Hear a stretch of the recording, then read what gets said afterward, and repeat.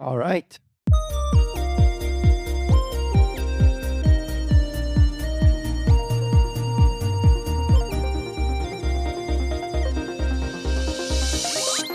We have a very special episode of App Stories today, sponsored by Pillow and Revenue Cat, that is all about tips and tricks for iOS 15 and iPadOS 15. Because, Federico, there's an awful lot in your review and a lot of things that even come up outside of your review that people discover over time.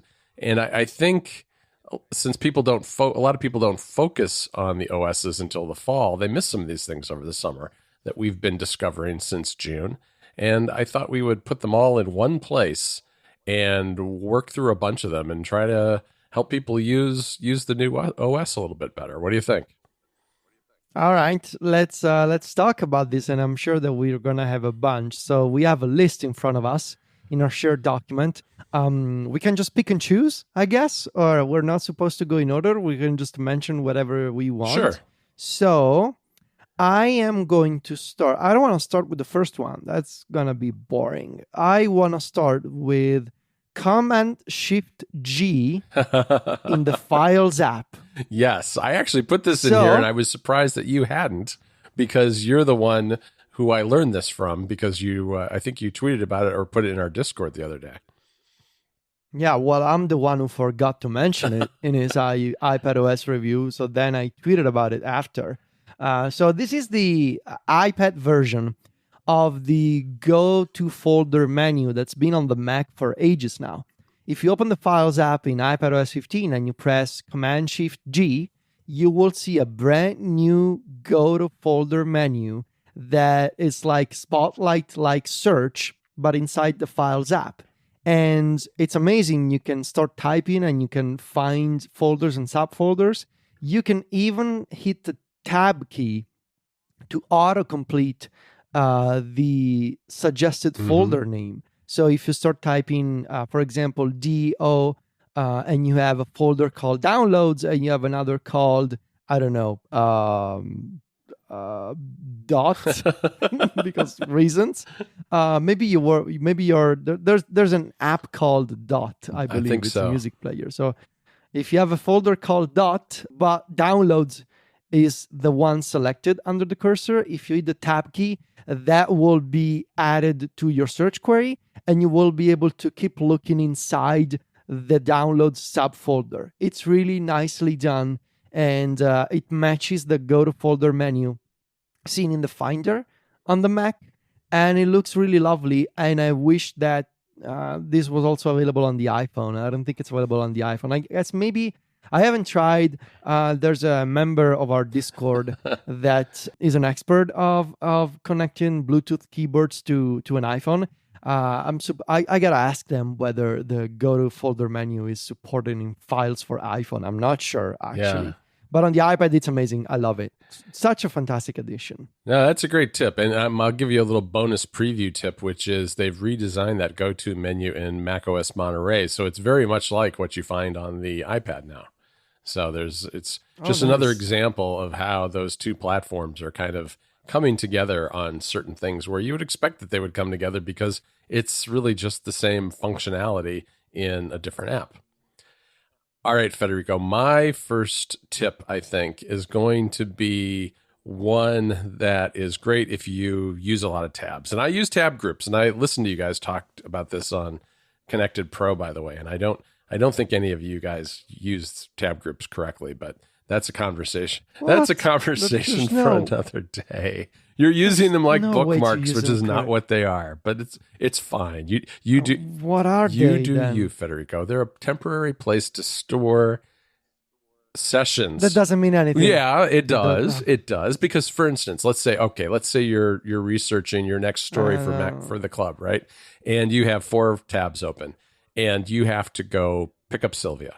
So you take those, you make them a tab group, and you don't get back to it, say, till the next morning. No, I just leave them in Safari. Well, but okay. But then instead of getting back to that in the evening, you do something else. You're working on a different set of tabs. Instead of having all of those tabs in the same spot, you save the first 4 somewhere else for when you can eventually get back to that project, and you start new tabs for the new project.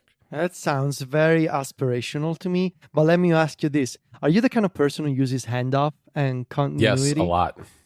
Yeah, of course. See, I believe like the Venn diagram of people who use handoff and people who love tab groups, it's a perfect match. Yes, and what are those kind of people? I feel like I'm being maligned here, but for some reason. No, like you, like I'm not that type of person who like, oh, I'm doing something on this device and then I'm going to move it to another device. Like I'm a pretty boring dude. I start doing something and I finish that. Like when I'm done at my desk, I walk up and I'm done. This is where the judgment starts coming in because you're efficient. You're just doing one thing at a time, and I'm scattering all my stuff around. I had a feeling we were going here. Here's the thing, Federico.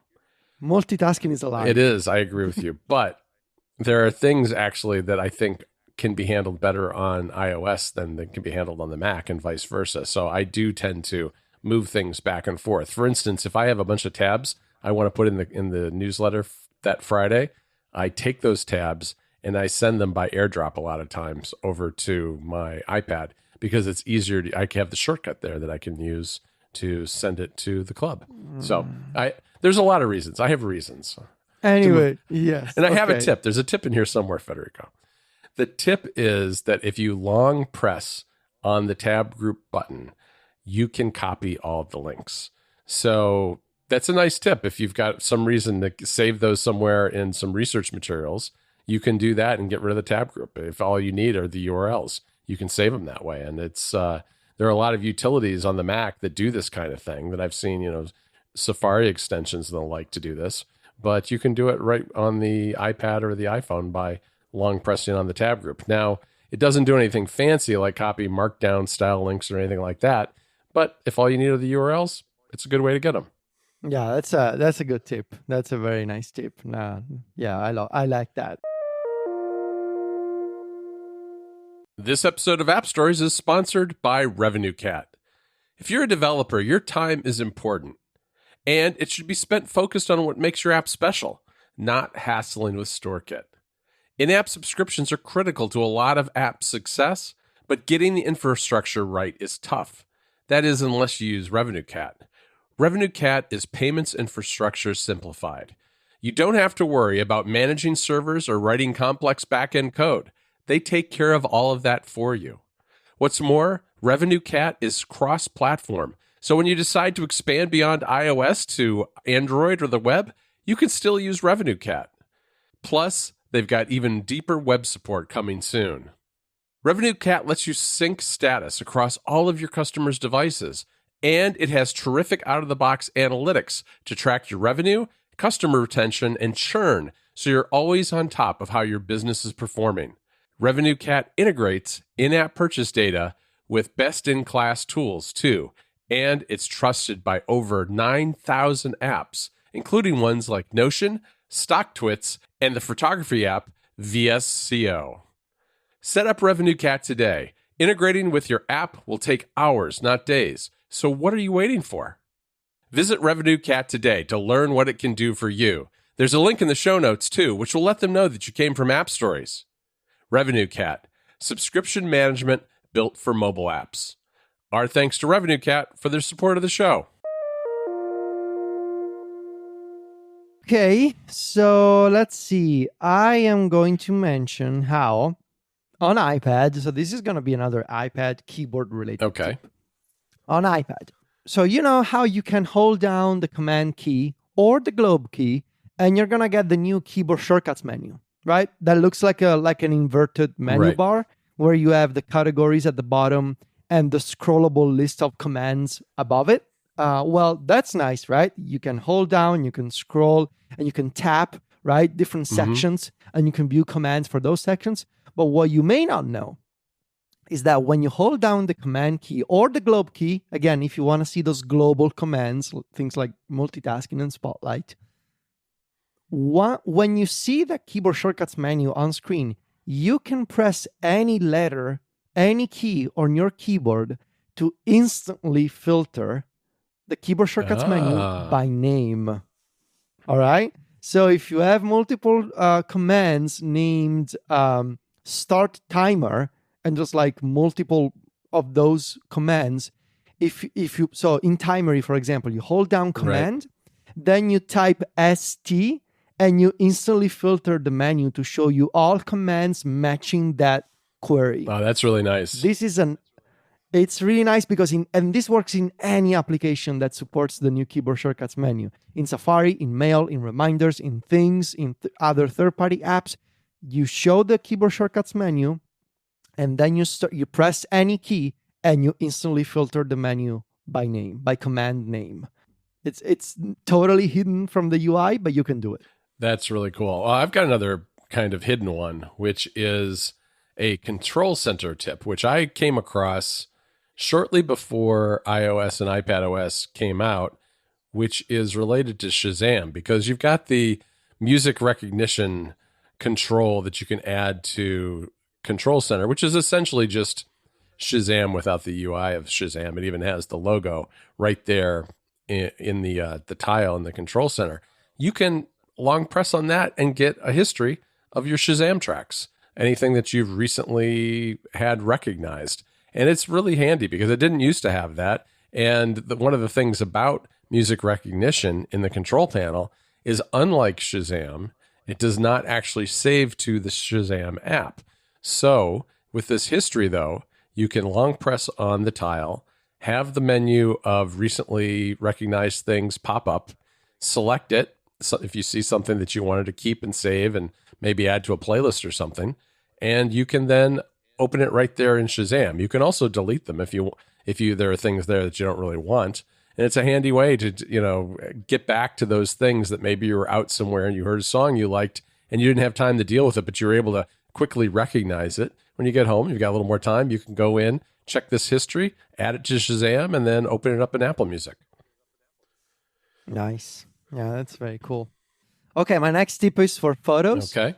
In the Photos app on iOS and iPadOS 15, there's a new info panel, right? That's the new icon that you can press, and you can see details for photos like the camera, the date, the location. But what you may not know is that in addition to those classic metadata, what you can also see is the app that saved an image. So for example, if you save a photo from Safari and you go to Photos and you view the metadata panel, you will see that there's a Safari icon and it says saved from Safari. Now that application name is a button, and you can tap it and Photos will start a search across your entire library to search for images, all images that were saved by that app. So this means you can find photos that you saved from Discord. You can find photos that you manually saved from WhatsApp. You can see photos that you saved from Mail. All you need to do is go to the search field, type in the name of the app you're looking for. You will see a suggestion with a specific App Store logo. That means Photos is looking for images that it knows were saved by another application on your device. So it appears, and this also works for like historical images. So like in my case, I have an image that Photos tells me this was saved from WhatsApp, and I can tell you when, last year. So it appears that Apple has gone in and checked, like they're checking the metadata of older images even before this feature existed. I love it. So you can go in and search for photos based on the name of the app where you saved those photos from. That even works with camera apps, because I noticed this when I was testing out Halide the other day and writing about Halide 2.5, because in the metadata, the beta version of the app was right listed there, and I can tap on it and find all of the images that I saved for that review. So that was pretty cool. All right, Federico, I know this was in your review, but I think this is like one of those sleeper features that I don't think people know about and that may not be the most useful yet, but I think has a lot of potential. And that is the ability to share what's on screen with either Siri or shortcuts, right? Yeah. So this is one of those features that takes advantage of NS user activity. So it needs to be an app that uses that to create, for instance, deep links. We've talked about this in a lot of situations because it's also what drives the linking in QuickNote, for instance, on the iPad. And what it allows you to do is to share, for instance, with Siri. I could ask Siri to share this song with Federico, and I'm using Apple Music, and it will take what's on screen, or I just say share what's on screen, I guess, really, with Federico, and it'll send a link to that song over iMessage, or allow me to pick that. And you can do the same thing through shortcuts. I don't know. Have you built any shortcuts that do this yet, Federico? No, yeah, because it wasn't really working. That's what I thought. It was a little bit buggy right during. now. Yeah, so that's too bad. But you can still use it with Siri. I think that's Yes, you can. That's working. That part works. Right. It was the shortcuts equivalent that wasn't working. But yeah, it's a nice feature. I want to see how Apple uses it in the future. We talked about this before. Like, I could see how sharing on-screen content could be used as a way to avoid the share sheet if you want to trigger in the future, maybe shortcuts system-wide with global hotkeys. You could use that to take the input, Yeah, and I think it's particularly good for media type sharing. I mean, I think to me this goes hand in hand, I suppose, with the news shared with you, which is not my favorite feature, but this does let you get things to people easier, and then you let them decide whether they want to use share with you. This episode of App Stories is brought to you by Pillow. More and more studies show that getting a good night's sleep can improve your health and well-being in more ways than you could ever imagine. Pillow is a simple app that can help you be more aware of your sleep patterns and make informed decisions to improve your sleep quality. All you have to do is wear your Apple Watch while you sleep. Pillow will track and analyze your sleep automatically and give you a full report in the morning. If you want to use Pillow with just an iPhone or an iPad, you can do that too with the single press of a button. If you have an Apple Watch, you can also get important information about heart rate trends, variability, heart rate dips, and blood oxygen levels for each sleep session. You can even record sounds that happen during the night, such as sleep talking, sleep apnea, snoring, and other noises that might be affecting your sleep quality. If your Apple Watch is a Series 6 or newer, Pillow will also display information about the intensity of the sounds during each sleep session and give you a rating of that exposure. Another valuable aspect of Pillow is helping you make informed decisions to improve your sleep. Pillow comes with a dedicated section where you can discover trends, get personalized insights, sleep tips, and easily compare your sleep metrics with things like weight, steps, caffeine consumption, and other health metrics. If you want to wind down and relax before sleep or listen to something throughout the night, Pillow comes with an expanding collection of sleep aid sounds, guided meditations, bedtime stories, and music produced specifically for sleep. Naps can boost your focus, creativity, and overall well-being. If you're working from home, you can take advantage of Pillow's power nap mode. Pillow can wake you up using your iPhone, Apple Watch, or iPad at the lightest possible sleep stage using a smart alarm feature. Starting with watchOS 6, Pillow's battery consumption is minimal too. Last but not least, Pillow is also very privacy-minded. All of your sleep and audio data is encrypted and stored on your device and in your iCloud storage account using end-to-end encryption. You don't have to register or create an account to use Pillow. You can use it anonymously, and it doesn't collect or send your personal data anywhere else. Pillow is free to download on the App Store and comes with a set of great features that you can use for free every single day. If you want to try Pillow's premium features, there's also an option to start a 7-day free trial. Just visit pillow.app to get started. Again, that URL is pillow.app. Our thanks to Pillow for their support of the show. Okay, so up next, I want to do something about the home screen. Okay, so this is a fun one that you can use. My advice would be use this one in combination with multiple focus modes that you configure with custom home screens. Now, if you want to put in the work, it's going to be it's going to be quite a bit of work to set this up, especially if you want to do what I did, which is like create 5 or 6 different focus modes and set them up on one iPhone and 2 iPads. It's a bit of work. Yes, it is. Especially because like the settings of those focus modes, they sync between devices. What doesn't sync is the home screens. Right. Those you have to recreate and reassign on each individual device. In any case, in iOS and iPadOS 15, you can install multiple copies. Copies is not technically correct, but bear with me. you can install multiple copies of the same app on different home screens. Meaning you can have multiple icons for the same app on any of your home screens. You want to have a home screen that has 4 different Twitter icons because you hate yourself? You can do it.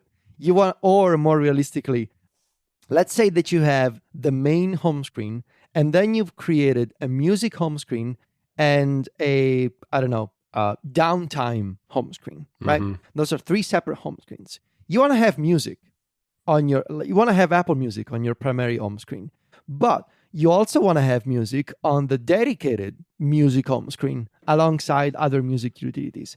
And maybe you also want to have the music icon on the downtime home screen alongside, a game and Netflix, for example.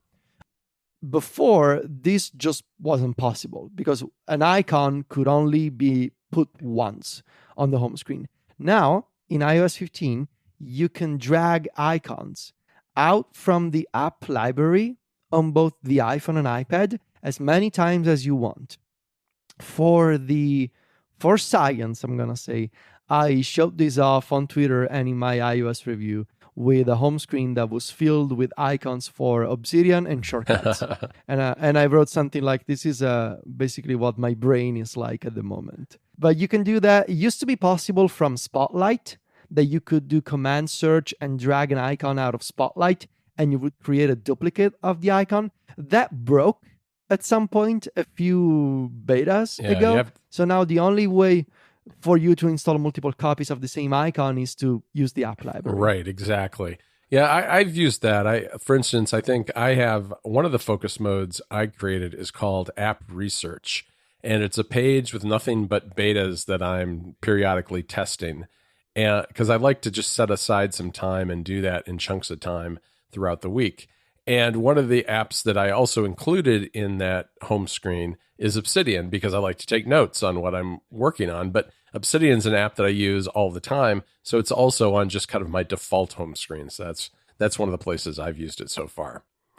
One of the other tips that I want to share is about the Spotlight search. And that's the fact that you can actually drag items out of the search and put them on your home screen now, which you didn't used to be able to do. You could always search and then open them, but now you can actually drag them out of there and put them on your home screen, and you can even long press on them, and then you get the context menu that allows you to do whatever the developer has put in that app in the context menu, but even delete it or share it if you want to do that, if you want to share the app or delete it. And I found that if I'm thinking of an app that I want to get rid of, that's a really good way to do it, because I don't have to go into the app library and tap around in there or search in there. I can just run a quick search and delete it. Or if I want to set up a new home screen, it's also just as easy to do the quick search and then just start dropping things onto the home screen itself. You can back up your shortcuts as files. Yes. This used to be a feature back in the days of workflow and in the first year of shortcuts, I believe, in iOS 12. Then Apple removed this feature. Now it's back with a unique Apple spin on it, which would be now these files are signed with your identity. And they are not notarized, but they're basically signed by you and by Apple. And so they are like officially signed .shortcut files that you can back up locally or send them to somebody else. Now, there's a built-in way to do this, and there's a fancier Club Mac Stories way to do this. Now, the built-in way is you do it on a shortcut-by-shortcut basis. You do it one by one. You open a shortcut, you hit the share button.